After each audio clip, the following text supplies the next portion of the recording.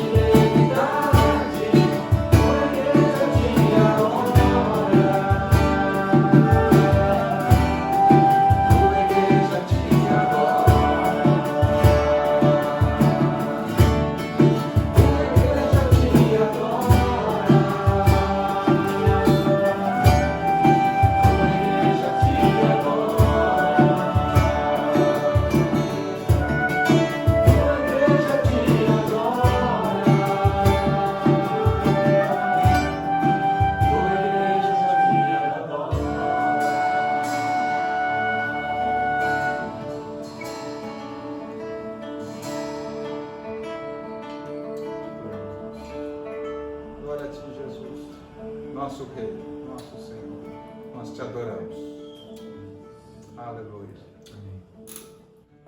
Bom dia, meus amados irmãos. Que a graça e a paz de nosso Senhor Jesus Cristo esteja com vocês. É uma alegria estar aqui novamente nesse domingo pela manhã, louvando, bendizendo, glorificando o nome do nosso Deus junto com os meus amados irmãos. Estamos vivendo esse momento atípico, mas o Senhor nosso Deus tem mostrado, através de sinais, através de acontecimentos, que tudo está sob o seu controle. E nesta semana nos proporcionou um momento de grande alegria. Antes de falar, antes de mostrar um vídeo desse acontecimento, eu gostaria de ler com vocês um trecho da palavra de Deus que está no livro de 1 Reis, no seu capítulo 18. O mundo também vivia um momento atípico nessa época. Já fazia um bom tempo que não chovia. E a partir do versículo 41, o profeta Elias tem uma conversa com o seu discípulo que diz o seguinte: Então disse Elias a Acabe: Sobe, come e bebe, porque já se ouve um ruído de abundante chuva. Subiu Acabe a comer e a beber. Elias, porém, subiu ao cimo do Carmelo e, encurvado para a terra, colocou o rosto entre os joelhos e disse ao seu moço: Sobe e olha para o lado do mar. Ele subiu, olhou e disse: Não há nada. Então lhe disse Elias: Volta, e assim por 7 vezes. E na 7ª vez disse: Eis que se levanta do mar uma nuvem pequena como a palma da mão do homem. Então, nesse momento de grande aflição, nesse momento atípico também que eles viviam, surge um sinal, surge um pequeno sinal, apontando para algo grandioso que iria acontecer. Nessa semana, embora estivéssemos aí vivendo essa situação que estamos vivendo, houve um batismo no salão da comunidade. O Antônio, um homem que já tem frequentado algumas reuniões dos grupos pequenos, desejou ardentemente se batizar. E o pastor Tony teve o privilégio de fazer esse batismo nessa semana.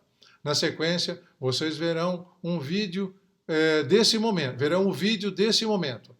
Único, um momento assim, para glorificar, engrandecer o nome do nosso Deus. Bom, um grande abraço a todos e vamos a esse momento. Eu quero deixar a vida antiga que eu tive, de muitos erros, de muitas coisas que eu fazia aleatoriamente sem saber se estava certo ou errado, às vezes na minha cabeça estava certo, mas quero dizer que Deus provou para mim que eu preciso nascer novamente. porque nascendo novamente, eu vou tentar salvar muitas pessoas como eu estava sentindo, achava que estava salvo, mas não. Eu senti que eu estava andando em lugares tenebrosos. Sinto agora que eu estou no caminho certo, caminho que leva ao reino de Deus, e que eu quero mais ajudar agora todos que estão perdidos, como eu estava perdido. Que Deus me dê muita força, sabedoria, que eu possa entender, saber, principalmente na situação quando tem conflito com a minha filha, por exemplo, ou com pessoas difíceis, minha sogra, ou seja, quem for, que vem com pedras, eu saber acalmar e saber lidar, não também trazer a pedra junto e virar aquela guerra. Amém. Amém, Senhor? Eu quero paz, eu quero dar paz no momento mais difícil que as pessoas precisam, seja com a natureza do problema. Amém. Deus me abençoe, eu estou apto, pronto para isso, nesse momento. Amém. Meus irmãos queridos, esse é o Antônio. Ele pediu para ser batizado urgentemente, nós estamos aqui atendendo a pedido dele. Estamos aqui com alguns irmãos, tentando respeitar as distâncias. Mas essa é uma manhã de festa, no meio dessa crise toda, o Senhor está salvando e falando com as pessoas, porque o nosso Deus é bom e Ele não para. Alegre-se conosco, o Senhor está aqui com a gente e nós queremos que a igreja inteira participe desse momento maravilhoso, através dessa filmagem. Glória a Deus. Glória a Deus. Vamos lá, Antônio? Vamos sim. Batizar você hoje, você vai fazer essa posição, assim ó, fazer assim no seu nariz, ok? Tá. E a gente vai mergulhar você completamente. Tá bom. Todo o seu corpo tem que ficar embaixo d'água. Por causa daquele princípio que a gente aprendeu ontem sobre ser sepultado. Todo o nosso ser sepultado na morte pelo batismo. A gente está sendo agora, está presenciando você sendo inserido na pessoa de Jesus, na morte dele. Quando você levantar, você vai ser inserido na ressurreição de Jesus. Amém? Amém? Aqui, por favor. Puxa mais para frente.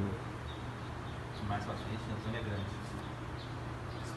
Antônio, diante dos irmãos aqui presentes, você confirma que você entrega a sua vida a Jesus para que Ele seja o seu Senhor, o seu dono e te governe daqui para sempre? Agora e sempre. Aleluia. Amém. Aleluia. Então, diante da sua confissão de fé, eu te batizo com muita alegria, em nome do Senhor Jesus Cristo, para a remissão dos seus pecados. Glória a Deus, aleluia. Senhor, nós abençoamos Antônio para que ele seja cheio do teu Espírito. Amém, Jesus. Enche ele com teu Espírito, com tua vida, Senhor, com tua presença. Sim, E Jesus. que comece uma obra poderosa na casa dele. Amém. Nós abençoamos a casa de Antônio. Amém. Profetizamos a salvação de sua Amém, esposa amém. e de sua filha. Sim, e de Senhor. outros que ele vai alcançar para o Senhor. Assim Sim, Em Senhor. nome de Jesus. Aleluia. Amém. Amém. Vou quebrar. Hoje é mais um grande dia onde o Senhor deve ser honrado e nós devemos agradecê-lo por tudo que Ele tem feito ao nosso derredor. E falando ao nosso derredor, nós temos passado por dias onde ficamos reclusos, mas a igreja, ela continua atuante e continua permeável debaixo das orientações governamentais, mas também debaixo da orientação do Espírito Santo de Deus. Vocês não imaginam como eu me alegro pelo fato de ver a igreja se preocupando com o seu corpo. Então, até aqui em casa, nós já tivemos assim contatos onde a gente viu irmãos preocupados como que estava o meu tempo, como que eu estava com esse enfrentamento e como que andava a despensa da nossa casa, se precisávamos de algo. Graças a Deus, nós temos visto que atitudes assim de irmãos preciosos têm feito socorro e têm partilhado daquilo que tem com o corpo de nosso Senhor Jesus Cristo. E a gente não pode deixar de falar também, num dia como hoje, sobre os nossos dízimos e as nossas ofertas. Nós estamos tremendamente abençoados. Isso não é por uma necessidade, mas é para que o Senhor continue a abençoar a terra, abençoar a nossa vida, as nossas famílias. A palavra de Deus diz em Eclesiastes 11:1: lança o teu pão sobre as águas, porque depois de muitos dias o acharás. Então hoje é a oportunidade que você tem para lançar sobre as águas. Então lance, entregue o seu dízimo, entregue a sua oferta e agradeça ao Senhor por toda a provisão e toda a bênção que Ele tem trazido a todos nós. Olha, queridos, nós amamos vocês, estamos reclusos, mas vocês estão conosco e no nosso coração. Amo muito vocês. Obrigado.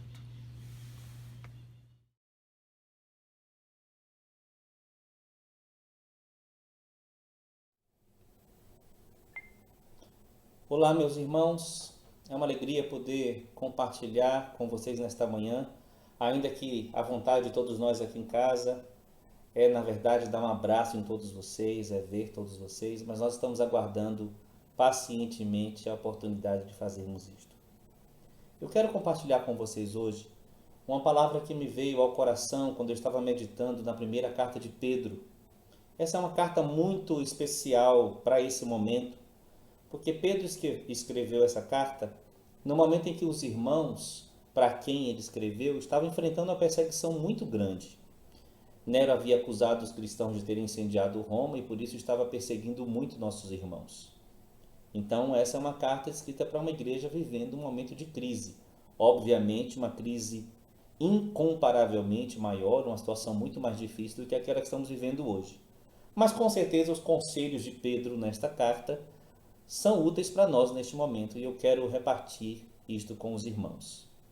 Vamos ao começo da carta, que é também o começo da minha palavra aqui com os irmãos. No capítulo 1, Pedro começa a carta lembrando aos irmãos a nossa herança. Ele fala da nossa esperança. Vamos ler capítulo 1, verso 3 em diante.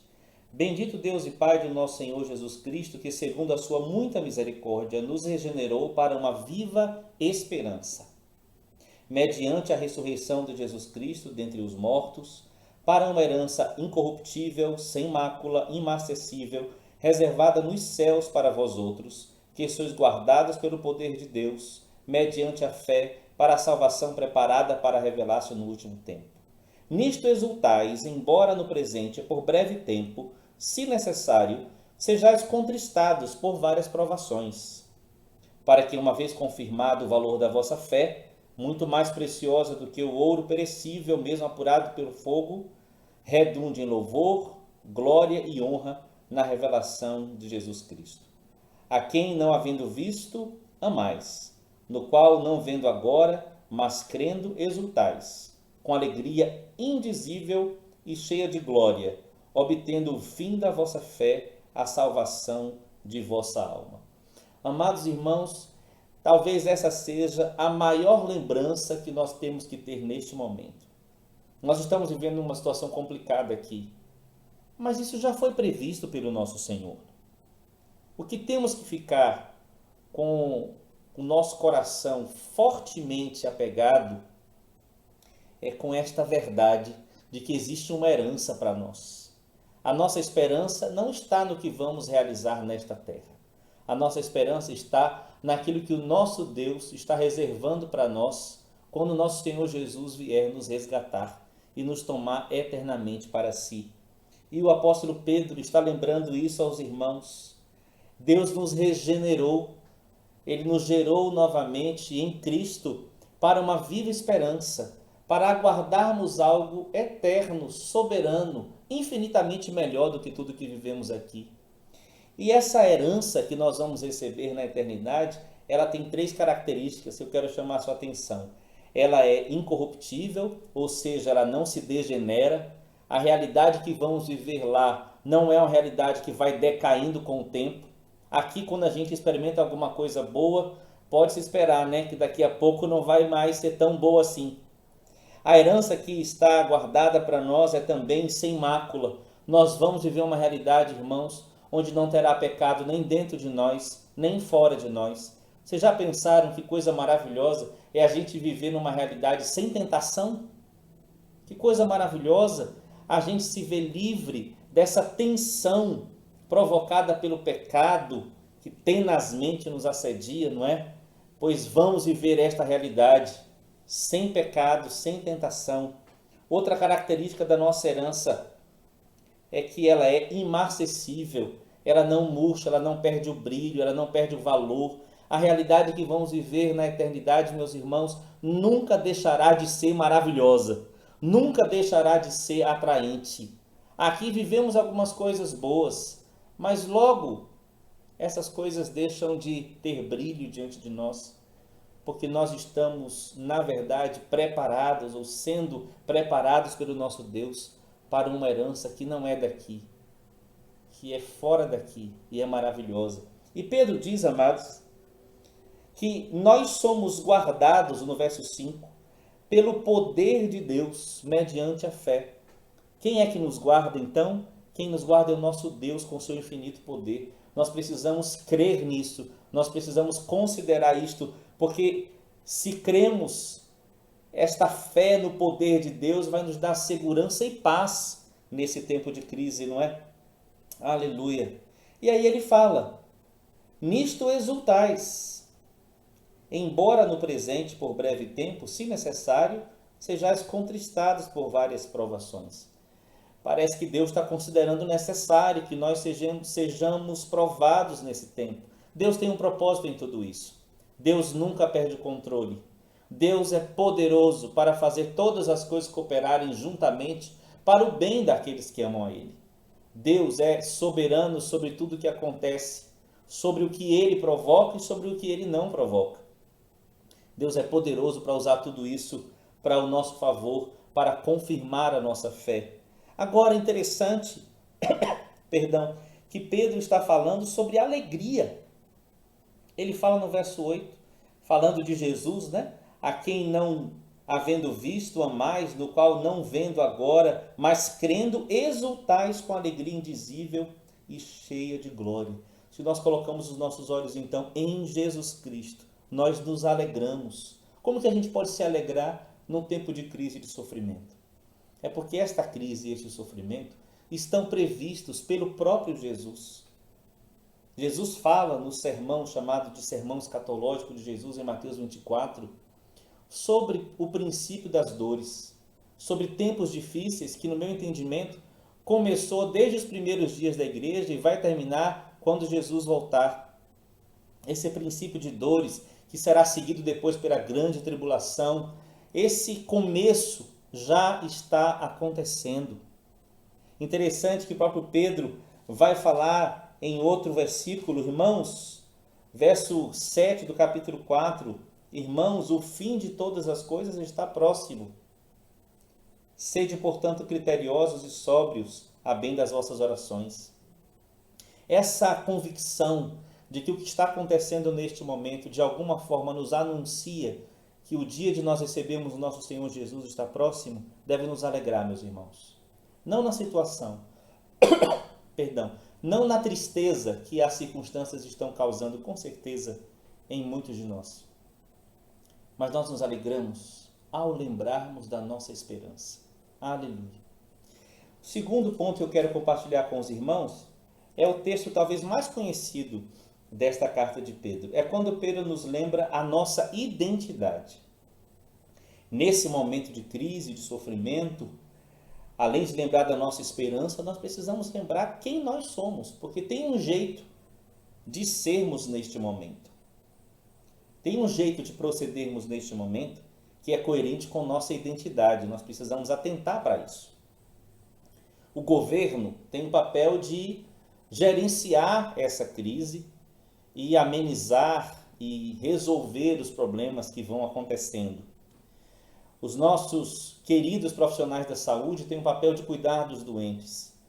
queridos mesmo, estamos orando por todos os profissionais de saúde que estão agora com uma carga tão pesada. Mas eles têm essa responsabilidade como profissionais desta área. Aqueles que estão trabalhando nos caminhões ou em aviões, em todo o esquema de logística tão necessário para que não falte nada nas nossas casas, eles também estão cumprindo o papel deles fazendo isto. E nós, igreja, nós temos o nosso papel. Nós temos uma função neste mundo. Nós temos algumas coisas que cabe a gente fazer especificamente e nós temos um procedimento que abençoa vários dos outros setores da sociedade. Nossas orações, por exemplo, nosso jejum, nossa maneira abençoadora de ser, pode interferir muito nas coisas que estão acontecendo na vida de pessoas. Então vamos ler o que Pedro nos lembra sobre nossa identidade e seguir conversando um pouquinho sobre isto. Vós, porém, ele diz em 1 de Pedro 2,9, vós, porém, sois raça eleita, sacerdócio real, nação santa, povo de propriedade exclusiva de Deus, a fim de proclamardes as virtudes daquele que vos chamou das trevas para a sua maravilhosa luz. Vós sim que antes não erais povo, mas agora sois povo de Deus, que não tinhas alcançado misericórdia, mas agora alcançaste misericórdia. Nós somos esse povo de Deus na terra, meus amados. Jesus nos fez povo dele nesta terra. Nós somos raça eleita, ele nos elegeu. Nós somos sacerdócio real. Todos nós em Cristo somos sacerdotes. Podemos apresentar pessoas, causas a Deus e interceder. Todos nós somos parte da nação santa. Somos povo de propriedade exclusiva de Deus. Nós temos um dono, nós pertencemos a Ele e Ele cuida de nós. E tudo isso a fim de proclamarmos as virtudes daquele que nos chamou das trevas para a sua maravilhosa luz. Cabe a nós como igreja, não somente falando, mas pelo nosso procedimento durante essa crise, proclamarmos como é o caráter do nosso Deus. Então eu quero partir agora para alguns aspectos práticos de como nós devemos proceder como igreja nesse tempo, de maneira que o nosso procedimento proclame as virtudes do nosso Deus para as pessoas que nos virem, que nos conhecerem, que tiverem acesso a gente. O primeiro aspecto que eu quero comentar com os irmãos é sobre a nossa santidade, já que a gente acabou de ler que nós somos nação santa. Vamos ver o que Pedro diz especificamente sobre isto. No capítulo 1, versículo 14, ele diz assim: como filhos da obediência, não vos amoldeis às paixões que tinhais anteriormente na vossa ignorância. Pelo contrário, segundo é santo aquele que vos chamou, tornai-vos santos também vós mesmos em todo o vosso procedimento. Porque escrito está, sede santos, porque eu sou santo. Às vezes, os momentos de crise nos vulnerabilizam. O estresse pode vulnerabilizar a gente e nos deixar mais suscetíveis a tentações. Mas eu quero lembrar aos irmãos, como o apóstolo Pedro lembra, vamos permanecer em santidade? Vamos prestar atenção quando o tentador vier? Vamos prestar atenção naquilo que pode nos vulnerabilizar agora e vamos vigiar para não cair em tentação nenhuma? Nós somos o povo de um Deus santo, então nós somos nação santa e não podemos abrir mão da nossa santidade. A gente tem recebido notícias de estatísticas muito ruins, um aumento muito grande no acesso à pornografia e também um aumento muito grande na violência doméstica. 2 tipos de pecado. Amados, que isso não aconteça no nosso meio de forma nenhuma, nem de longe. Cabe a gente agora aproveitar que estamos mais em casa para tratarmos melhor uns aos outros, para deixarmos o Espírito Santo nos fazer perceber coisas que temos que corrigir em casa. Para que depois desse tempo nossas famílias sejam mais sólidas, nossas famílias sejam mais próximas da realidade que Deus tem para elas. Nesse tempo, meus irmãos, nós devemos crescer no lugar secreto, mas no lugar secreto que é aquele que Jesus ensinou, onde o nosso Deus já está nos esperando para conhecermos mais a Ele, para crescermos nele. De maneira nenhuma vamos usar o secreto para pecar de maneira escondida. Amém, amados? Nós somos santos, porque o nosso Deus é santo. Em 1 de Pedro 2,11, Pedro usa duas expressões interessantes para ajudar a gente a compreender mais sobre a nossa santidade. Ele diz que nós somos peregrinos e forasteiros. Isso quer dizer que as coisas comuns do mundo não cabem a nós. A maneira como as pessoas lidam com a internet não é a maneira como nós lidamos. A maneira como as pessoas tratam seus familiares não é a maneira como nós tratamos, porque aqui nós estamos de passagem, nós não somos parte da cultura deste mundo. Nós somos povo de Deus nesta terra, peregrinos e forasteiros, que anunciam com o nosso procedimento santo as virtudes do nosso Deus. Amém, amados? Outro conselho de Pedro que eu quero chamar a sua atenção, ele repete pelo menos 3 vezes uma palavra muito importante na sua carta. Vamos ler? Primeiro no capítulo 1, no verso 13, ele diz assim: por isso, cingindo o vosso entendimento, sede sóbrios e esperai inteiramente na graça que vos está sendo trazida na revelação de Jesus Cristo. Eu quero chamar sua atenção aqui para a palavrinha sóbrio. Ele usa de novo essa expressão no capítulo 4, verso 7, que nós lemos na estante, e outra vez no capítulo 5, verso 8, que diz assim, sede sóbrios e vigilantes. O diabo, vosso adversário, anda em derredor, como leão que ruge procurando alguém para devorar. Essa palavra sóbrio é muito importante nesse momento. Ser sóbrio é ser controlado, é ser calmo, é não perder o controle diante das circunstâncias que estão acontecendo.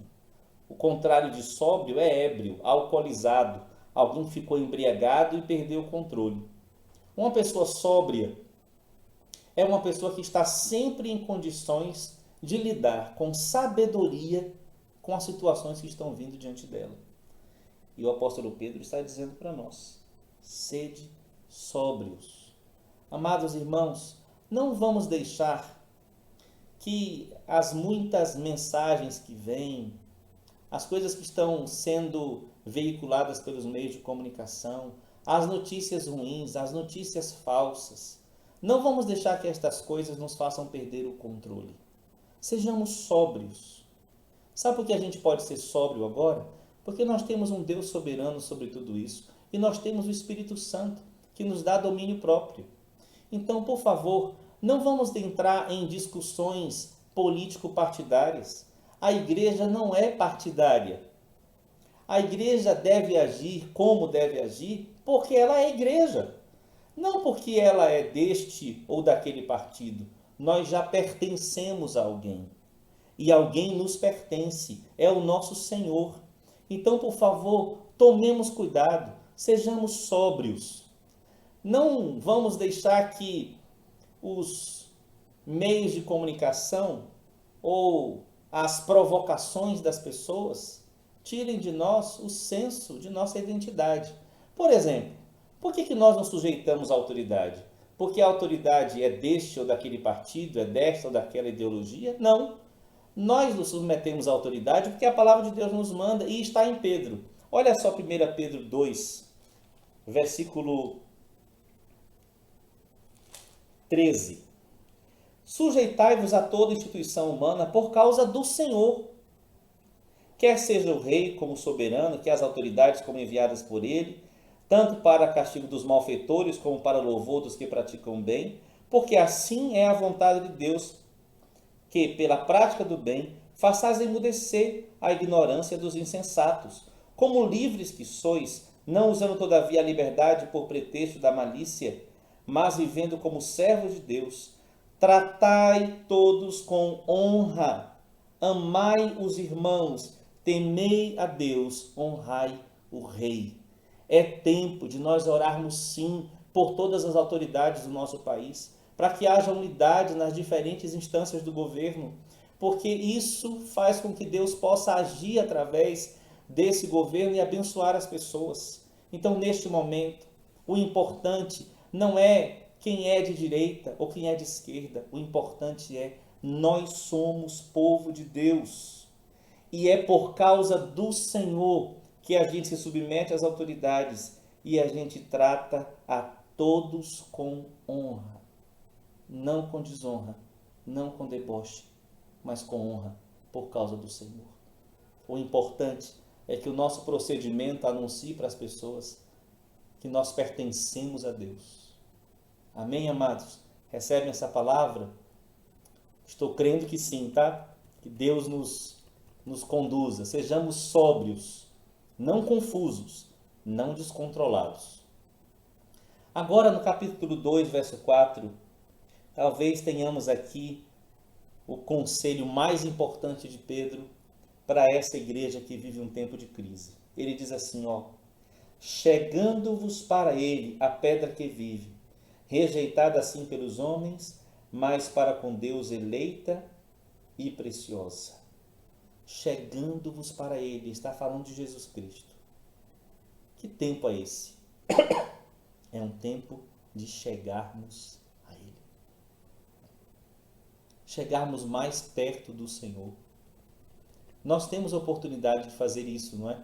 Chegarmos mais perto dele nesse momento, para ouvirmos o conselho dele, para ouvirmos a palavra dele, para sermos pastoreados por ele. Aqui eu me lembro de Maria, que se aproximou de Jesus e caiu aos pés dele para ouvir os ensinamentos dele. Irmãos, vamos fazer isso? Vamos nos achegar mais perto do nosso Senhor Jesus? Vamos aproveitar esse tempo para crescer na adoração, para crescer na contemplação dele, para crescer na meditação da palavra, para crescer nas experiências fortes e profundas com o nosso Senhor Jesus. Ouça esse conselho do apóstolo Pedro. Chegando-vos para ele. Reserve tempo para estar sós com ele todos os dias. Reserve tempo para estar com sua família, buscando a Deus juntos. Reserve tempo para ficar mais perto do Senhor, para ouvir mais de perto a voz dele, para perceber o coração dele no meio de tudo isso. Esse é o nosso chamado principal, estarmos diante dele. Amém? Quando nós chegamos mais perto dele, nós recebemos o que precisamos para lidar com tudo isso, porque está escrito que nele estão escondidos todos os tesouros da sabedoria e do conhecimento. Ele é a nossa paz. O nosso Senhor é a nossa paz. Quando nós chegamos perto dele, nós temos paz. E ele é o nosso pastor. Eu quero ler com você capítulo 2, verso 25, falando sobre Jesus ainda. Olha só. Porque estáveis desgarrados como ovelhas, agora, porém, vos convertestes ao pastor e bispo da vossa alma. Que texto maravilhoso, meus irmãos. Nós temos um pastor e bispo da nossa alma. Quando a gente se chega a Jesus, fica mais pertinho dele, nós nos chegamos perto daquele que pastoreia a gente, daquele que supervisiona, que pode governar a nossa alma. Nesses tempos de crise, às vezes a nossa alma fica tão suscetível a sentimentos, emoções ruins. Eu quero lembrar você, chega perto dele. Porque chegar perto dele significa chegar àquele que é pastor e bispo da nossa alma. Aleluia! Que Jesus pastoreie a gente, amém? Que Jesus seja o nosso bispo, seja aquele que nos governa, seja aquele que nos supervisiona, seja aquele que cuida da gente na nossa alma nesse tempo todo. Glória a Deus por isso. Ok, vamos lá então, vamos continuar. Outro aspecto que Pedro fala está ainda na primeira carta de Pedro, capítulo 4, verso 12 e 13. Ele diz assim: Amados, não estranheis o fogo ardente que surge no meio de vós, destinado a provar-vos, como se alguma coisa extraordinária vos estivesse acontecendo. Pelo contrário, alegrai-vos na medida em que sois coparticipantes dos sofrimentos de Cristo, para que também na revelação da sua glória vos alegreis, exultando. Eu gosto muito dessa expressão. Não estranhe o fogo ardente. Não fique alarmado. Não fique apavorado. Interessante que no capítulo 5, verso 9, ele fala algo que também completa o sentido desse texto.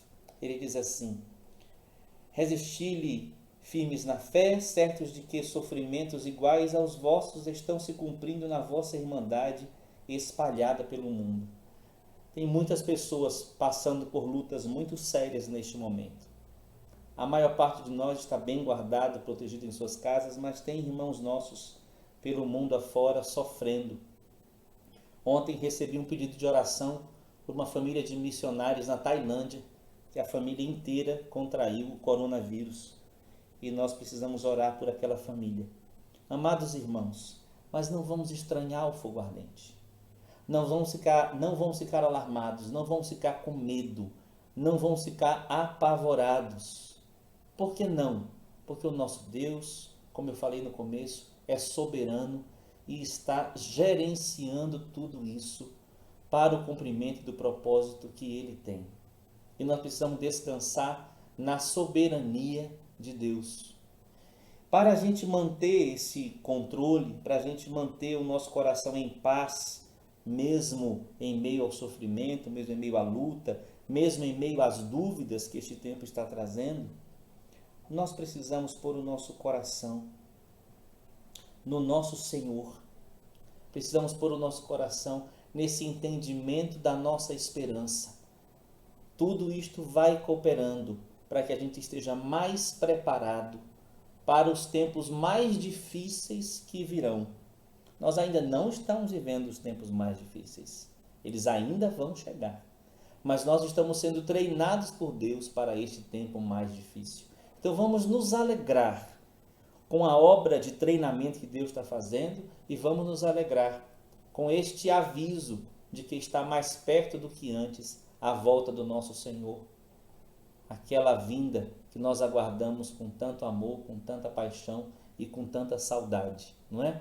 Deus usa o sofrimento, tá? Deus não está simplesmente usando o sofrimento para cumprir o propósito eterno dele de uma maneira macro, mas ele também está usando essa situação toda para tratar com cada um de nós. Olha o que ele diz aqui na sequência do capítulo 5, verso 10. Ora, o Deus de toda graça, que em Cristo vos chamou à sua eterna glória, depois de terdes sofrido por um pouco, Ele mesmo vos há de aperfeiçoar, firmar, fortificar e fundamentar. Então nós podemos dizer por esse texto, que depois desse tempo, nós vamos ficar mais maduros, mais aperfeiçoados, mais completos. Nós vamos ficar mais firmes. Nós vamos ficar mais fortes, mais capazes de lidar com os próximos tempos dessa nossa jornada aqui. E nós vamos estar mais fundamentados, mais enraizados. Nós vamos estar em melhor condição de viver a vida cristã aqui nesta terra. Deus está usando e vai usar tudo isso para fazer isso com a gente, nos deixar desse jeito. Então, não fique alarmado, não fique apavorado. Muitos irmãos estão passando por essa luta aí e nós estamos unidos a eles. E nós estamos unidos a eles crendo na nossa esperança eterna e de como o nosso Deus faz tudo cooperar para o bem. Amém? Por último, Pedro dá uma série de orientações sobre a igreja continuar sendo igreja, os irmãos continuarem sendo irmãos. Quero ler aqui o capítulo 4, do verso 8 em diante. Olha como ele começa esse tema. Acima de tudo, porém, tende amor intenso uns para com os outros, porque o amor cobre multidão de pecados. Sede mutuamente hospitaleiros, sem murmuração. Sem murmuração.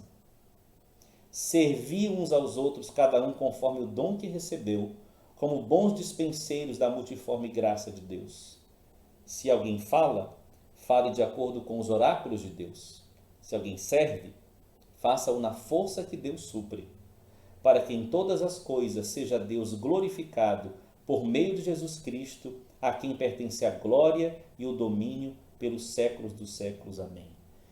Eu quero animar os irmãos, de acordo com esta palavra de Pedro. Vamos ter amor intenso uns para com os outros. Vamos deixar que esse tempo que está privando a gente da comunhão, faça a gente valorizar mais a nossa comunhão.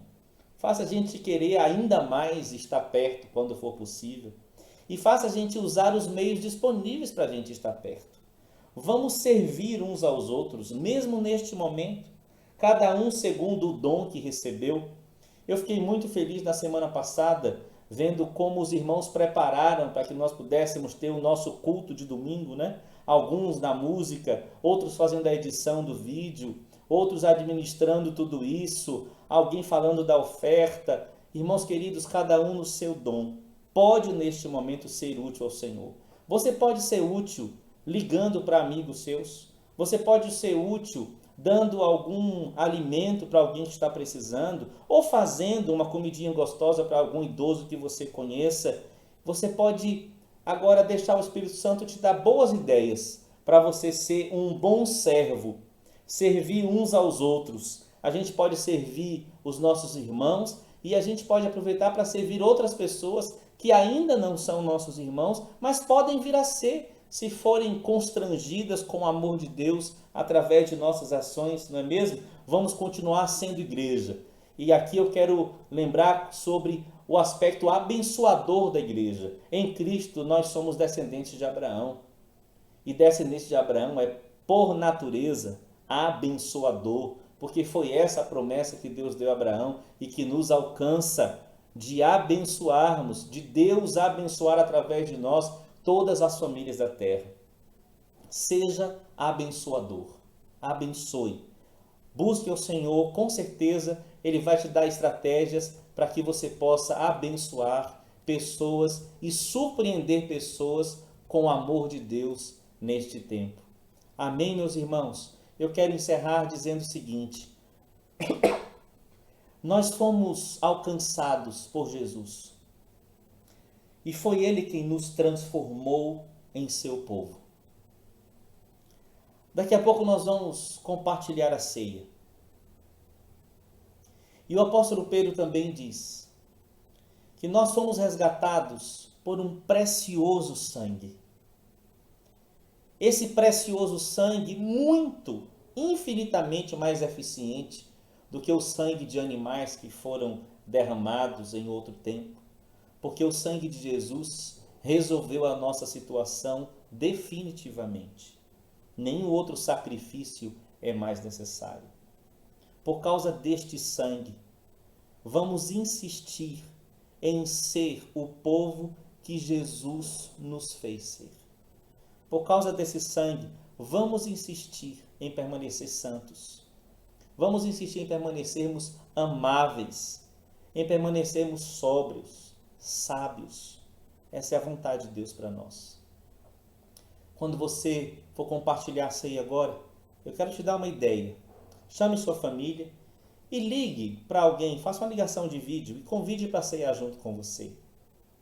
E neste momento, orem uns pelos outros, abençoem uns aos outros e peçam aos irmãos: queridos, conto com você para me ajudar a lembrar quem eu sou, para me ajudar a ser santo, sábio, sóbrio, próximo de Jesus e um abençoador. Que Deus abençoe vocês, meus irmãos. Somos igreja. Glória a Deus por isso.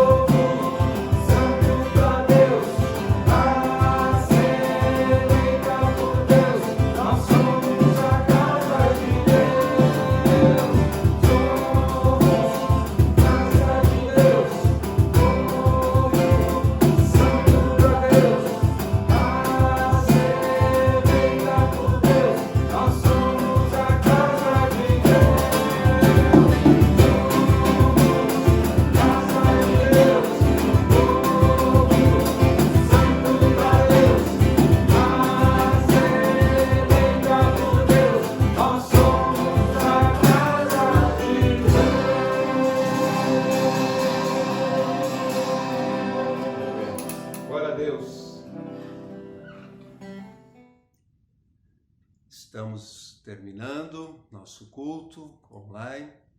Estamos em seguida, né, estamos encorajando os irmãos a celebrar, né, a ceia do Senhor com as suas famílias. Hoje, né, seria o dia, né, que nós teríamos a ceia aqui no salão, né, todo mundo junto, mas devido à situação não estamos podendo.